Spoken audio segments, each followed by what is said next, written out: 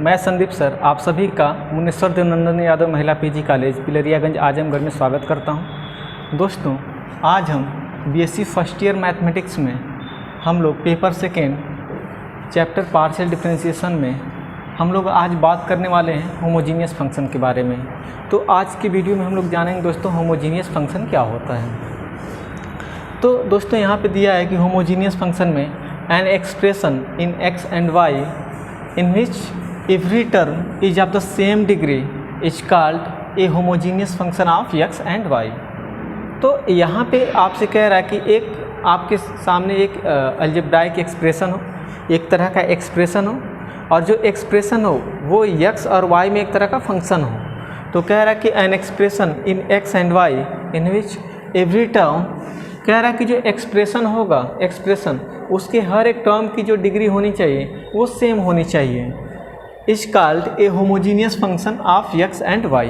जैसे अगर जनरली अगर हम कोई एक फंक्शन ले f of x y is equal to x square plus 2xy plus y square, तो ये एक तरह का एक्सप्रेशन है। ये जो एक्सप्रेशन है वो x और y में है।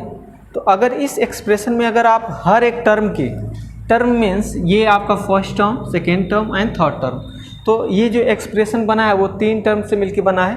तो यहाँ पे जो इस एक्सप्रेशन का जो फर्स्ट टर्म है उसकी अगर आपको डिग्री फाइंड करना है तो आपको क्या करना है, इसकी पावर चेक करना है। जो भी यहाँ पे वेरिएबल यहाँ पे यूज हो रहे हैं, जो वेरिएबल यहाँ पे यूज हो रहे हैं उनकी हम क्या करते हैं, पावर चेक करते हैं। तो यहाँ पे x की पावर जो है वो 2 है। इसी तरीके से यहाँ पे x की पावर 1 है, y की पावर 1 है। तो अगर x की पावर 1 एंड y की पावर 1 है तो यहाँ पे जो वेरिएबल है उनकी पावर को आपको ऐड करना होगा।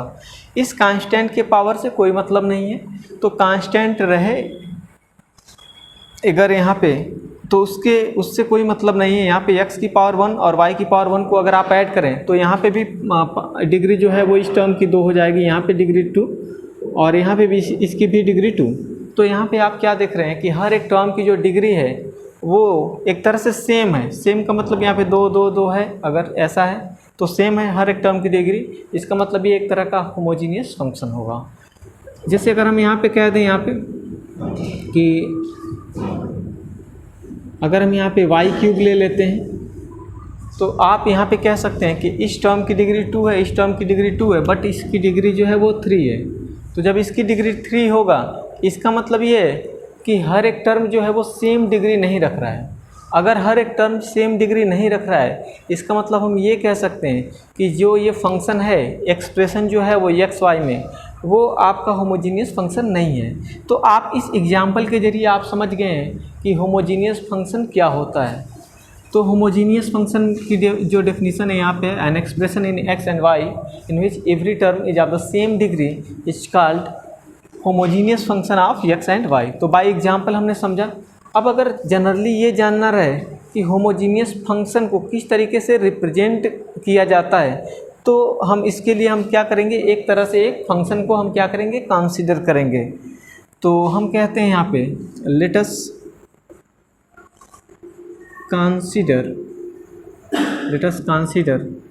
An expression, late us consider an expression. तो हम क्या कर रहे हैं, एक एक्सप्रेशन को हम लोग कंसीडर कर रहे हैं। आप फंक्शन का भी कह सकते हैं, यहाँ पे फंक्शन के बारे में भी कह सकते थे, एक्सप्रेशन की जगह आप फंक्शन ले सकते हैं। तो let us consider an expression f of x y. हमने यहाँ पे एक फंक्शन लिया और इस फंक्शन को हम कह रहे हैं कि ये जो फंक्शन है वो x और y में है। तो हम यहाँ पे कह रहे हैं a0 x raise to the power n, हम यहाँ पे कांस्टेंट a0 ले रहे हैं, x की पावर n ले रहे हैं, एंड प्लस फिर हम कह रहे हैं a1 x की पावर। अब जैसे यहाँ पे a1 आया तो अब यहाँ पे जो पावर है उस पावर में से आप क्या करें, 1 को सब्ट्रैक्ट करें। और अगर यहाँ पे 1 है तो आप यहाँ पे y की पावर आप 1 ले लें, ऐसे कर सकते हैं। एंड द सेकेंड टर्म को आप इस तरीके से ले सकते हैं a2 x, अगर यहाँ पे 2 आया तो इस पावर में से यानी n में से आप क्या करिए, n को यहाँ पे 2 को आपको सब्ट्रैक्ट करना है। तो x की पावर n माइनस 2 हो जाएगा। एंड यहाँ पे 2 अगर है तो यहाँ पे y की पावर 2 आप ले लें। एंड इसी तरीके से a3 एक्स की power n-3 y3 and plus इसी तरीके से आप यहाँ पे लिख सकते हैं an-1, यहाँ पे an-1। तो अगर यहाँ पे n-1 आया तो आप क्या करेंगे, x की पावर n में से आप ये इसको आप क्या करेंगे, सब्ट्रैक्ट करेंगे यहाँ पे। और दूसरी चीज़ आप ये करेंगे कि जो y है उसकी पावर आप जो यहाँ पे ले रहे हैं वही लेंगे n-1 एंड प्लस अगर आप यहाँ पे an लेते हैं तो आपको क्या करना होगा, x की पावर जो यहाँ पे आपका n है उसमें से आपको यही आपको सब्ट्रैक्ट करना होगा और फिर क्या करना है, y की पावर यही आपको ले लेना है। तो दोस्तों हमने क्या किया, बस एक तरह से हमने फंक्शन कंसीडर किया है। इस फंक्शन में आप देख रहे हैं कि x और y दोनों वेरिएबल शामिल हैं और यहाँ पे हर एक टर्म में कुछ ना कुछ कांस्टेंट हैं। तो यहाँ पे a0, a1, a2, a3, an-1 and an जो हैं वो एक तरह के कांस्टेंट हैं। आप इसको इस तरीके से लिख सकते हैं a0 x की power n and plus a1 x की पावर n-1, इसको y आप लिख सकते हैं प्लस a2 x की power n-2 y² and a3 x की power n-3 y³ plus dot dot dot an-1। अब दोस्तों अगर आप इस ब्रैकेट को अगर आप हटाएं तो यहाँ पे आपका माइनस n हो जाएगा प्लस 1, तो n माइनस n आपका कैंसिल हो जाएगा, 0 आ जाएगा उसकी जगह, यहाँ पे आपका आ जाएगा n माइनस n प्लस 1, तो आपका ये कैंसिल हो जाएगा, बचेगा 1, यानी यहाँ पे x की पावर आपका 1 मिल रहा है एंड y की पावर n-1। तो हम यहाँ पे इस तरीके से लिख सकते हैं एंड इसी तरीके से यहाँ पे आपका हो जाएगा प्लस an x की पावर आप यहाँ पे क्या ले सकते हैं, 0। तो यहाँ पे x की पावर 0 मीन्स आप कह सकते हैं कि x की पावर 0 मीन्स यहाँ पे आप 1 ले सकते हैं, तो आपका 1 इंटू y की पावर n यानी y की पावर n ही लिखा जा सकता है। तो हमने क्या किया, इस एक्सप्रेशन को थोड़ा सा हमने एक रूप दे दिया और हमने कहा कि वो इस तरह का है। तो हम यहाँ पे एक चीज़ देख रहे हैं कि यहाँ पे जो एक एक्सप्रेशन लिया जा रहा है वो इस तरह का है। तो ये जो एक्सप्रेशन हमने लिया है आखिर में वो एक्सप्रेशन है क्या, तो अगर आप इसको ध्यान से देखें तो यहाँ पे जो वेरिएबल है उसकी पावर n है, यानी इस टर्म की जो डिग्री है वो n होगी। हमने ये आपको बताया था एग्जाम्पल में कि कांस्टेंट की डिग्री यहाँ पे मायने नहीं रखती। यहाँ पे a0 है, इसकी पावर 1, तो ये मायने नहीं रखता। हमेशा यहाँ पे देखेंगे कि जो वेरिएबल यहाँ पे यूज हो रहे हैं उनकी पावर जो है वो कितनी है। तो यहाँ पे x की पावर n है, इट मीन्स इस टर्म की जो डिग्री है वो n होगी। यहाँ पे a1 है कांस्टेंट, इसको आप छोड़ दें, यहाँ पे x की पावर n-1 तो n-1 और इसकी पावर 1 है तो प्लस 1। तो हम क्या करें, इस टर्म की डिग्री को हम ऐड कर रहे हैं, यानी यहाँ पे जब आप इस 1 को कैंसिल करेंगे तो यहाँ पे बचेगा n। फिर इसी तरीके से यहाँ पे आपका आ जाएगा n-2 एंड प्लस 2, फिर 2 से 2 कैंसिल एंड n फिर बचेगा। और इसी क्रम में आप इसी तरीके से आप बढ़ते चले जाएँ तो ये आपका 3 कैंसिल हो जाएगा, 3 - 3 एंड n बचेगा। और यहाँ पे भी x की पावर 1 है तो 1 प्लस n-1 1 कैंसिल n, यहाँ पे भी डिग्री n। तो कहने का मतलब ये है दोस्तों कि यहाँ पे जो आप देख रहे हैं ये एक्सप्रेशन, इस एक्सप्रेशन में हर एक टर्म की डिग्री जो है वो सेम है। इस एक्सप्रेशन में जो आपका हर एक टर्म की डिग्री जो है वो क्या है, वो सेम है। तो अगर हर एक टर्म की डिग्री सेम है इसका मतलब ये है कि ये एक तरह का आपका होमोजीनियस फंक्शन होगा। तो ये एक तरह का हमने क्या किया, एक तरह का होमोजीनियस फंक्शन ले लिया है। अब हम ये जानेंगे कि ये जो होमोजीनियस फंक्शन है इसको हम किस तरीके से सिंप्लीफाई करके एक नया रूप दे देते हैं। तो आइए हम लोग थोड़ा सा इसको क्या करते हैं, सिंप्लीफाई करते हैं, इसको थोड़ा सॉल्व करते हैं। तो इसको हम लोग लिख सकते हैं a0 x की power n plus a1 x की पावर, यहाँ पे n-1 है, अगर x की पावर n-1 है तो आप इसको लिख सकते हैं x की पावर n इंटू x की पावर -1। तो आप क्या कर सकते हैं, इसको अलग अलग लिख सकते हैं। तो x को एज ए बेस आप यूज कर सकते हैं, तो बेस के रूप में हमने लिखा, पावर यहाँ पे n है, पावर यहाँ पे ये है, तो आप इसको लिख सकते हैं।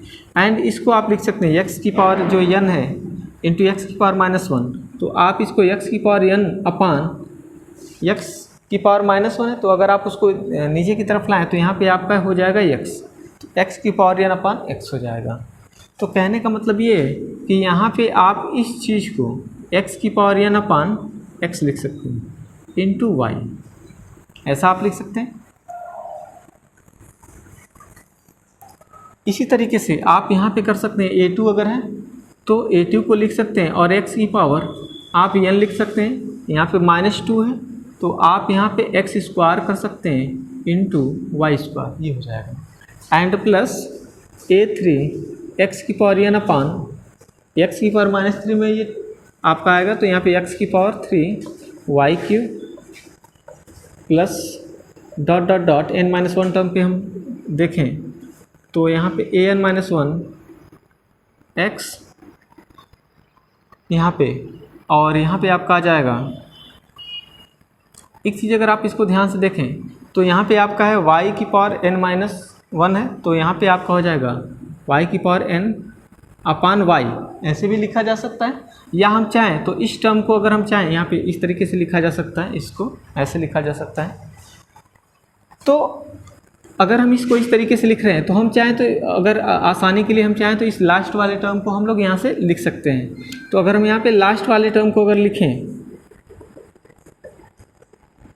an y की पावर n, क्योंकि यहाँ पे x तो है नहीं या कुछ है नहीं पावर कि हम लोग उसको न्यूमरेटर और डिनोमिनेटर फॉर्म में लिखें यानी फ्रैक्शन के फॉर्म में, तो हम क्या किए बस इसको हम इस फॉर्म में लिख लिए। अब थोड़ा सा अगर आप ध्यान से देखें तो x की पावर n यहाँ पे इस तरीके से मिल रहा है, तो हम क्या करेंगे x की पावर n को हम क्या करेंगे कॉमन करेंगे। तो आप एक चीज़ जानते हैं कि जो चीज़ कॉमन ली जाती है उसी से हम क्या करते हैं उसको हम लोग डिवाइड करते हैं। तो ये जो भी आपका टर्म है उसको हम लोग डिवाइड करेंगे कैसे, a0 इसमें x की पावर n को आप अगर यहाँ से कॉमन करें तो x की पावर n से इसमें डिवाइड करेंगे तो आपका 1 बचेगा, यानी यहाँ पे a0 मिल जाएगा प्लस इसी तरीके से यहाँ से अगर कॉमन करें तो a1 देगा into y by x, y और x को हम एक साथ ले रहे हैं यहाँ पे y बाई एक्स हमने कहा, एंड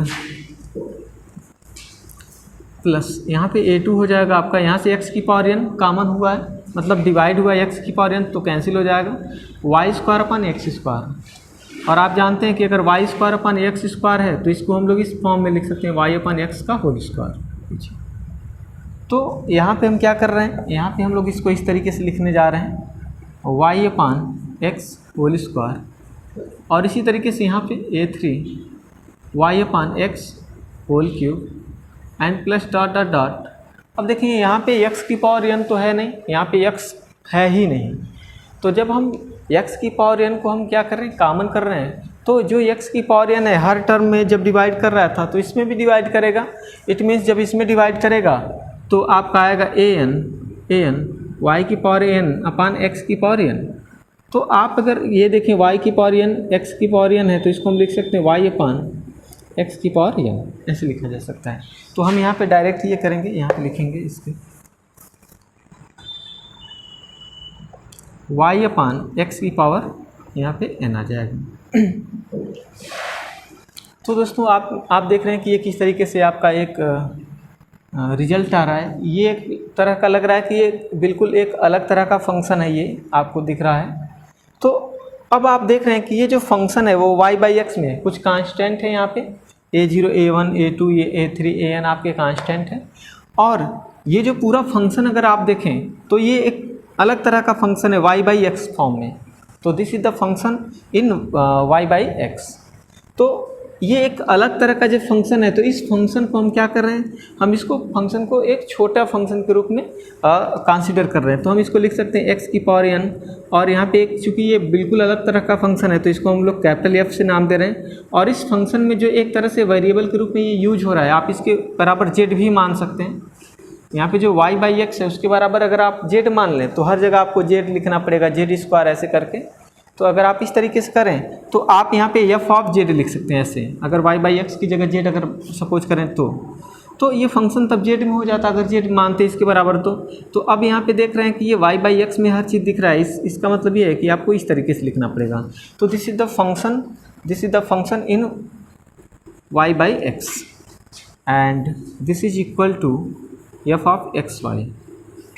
तो यहाँ पे आप एक चीज़ देख रहे हैं कि ये एक तरह का होमोजीनियस फंक्शन है, ये एक तरह का होमोजीनियस फंक्शन है जिसकी डिग्री n है। तो अगर आप इस तरह के होमोजीनियस फंक्शन को देख रहे हैं, जिसको हमने क्या किया, सिंप्लीफाई करके एक बहुत छोटा रूप दे दिया है, तो इस तरह के जो होमोजीनियस फंक्शन है, अगर उसको छोटे फॉर्म में अगर आपको बताना रहे कि homogeneous form in x and y क्या होगा, तो आप ये कह सकते हैं कि जो होमोजीनियस फंक्शन होगा एक्स वाई का, वो f x y equal to x की power n f of y by x होता है। तो आप इतना बना सकते हैं।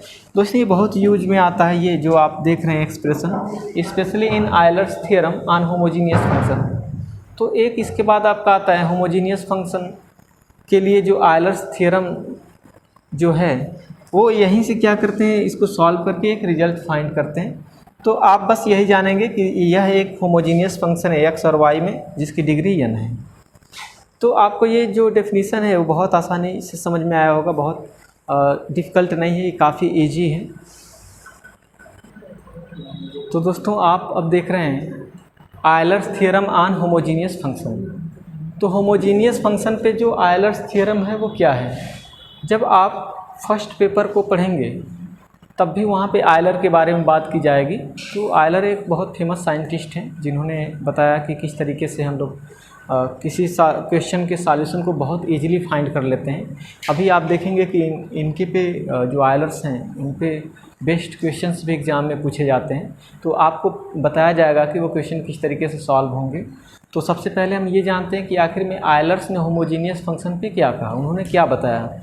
तो इन्होंने कहा कि if u be a homogeneous function,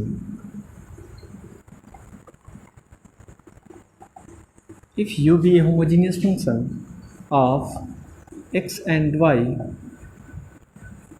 of degree n, then x del u upon del x plus y del u upon del y is equal to nu। तो आयलर्स ने ये कहा कि अगर u कोई एक x और y का होमोजीनियस फंक्शन है जिसकी डिग्री n हो, तब उन्होंने कहा कि x into del u upon del x plus y into del u upon del y equal to आपका nu हो जाएगा।